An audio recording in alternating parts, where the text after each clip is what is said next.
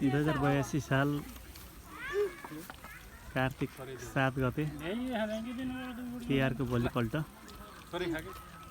हामीहरू इन्जोय गर्नको लागि चिलपारामा हुनको लागि दानापुर तालमा यसो पारिवारिक घुमघाम सहित आएका छौँ। यहाँ देखिराख्नु भएको छ टाउकोमा चस्मा राख्नुभएको मानिस सहायक क्याम्पस चिफ, त्यस गरी टोपी लागेको व्यक्ति जो फ्रुटी खाइरहेको व्यक्ति उहाँको सुपुत्र।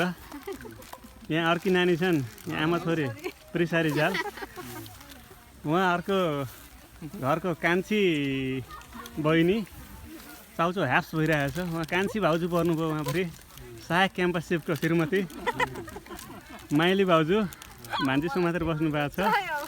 माइल दाइ पनि चिलपारामा भाउजूसँगै हुनुहुन्छ, सुपुत्रलाई साथमा राख्नु भएको छ। यहाँ हुनुहुन्छ बसन्त दाई, साइला दाजु, बाबु छोरा चिलपारामा हुनुहुन्छ।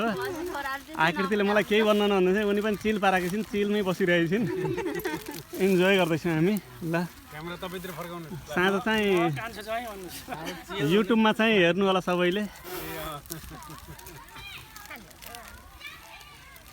र यो दानापुर तालको सिन आज भिडभाड छ अलि मजाले। र हामी फेरि यसरी यति बिहानदेखि ल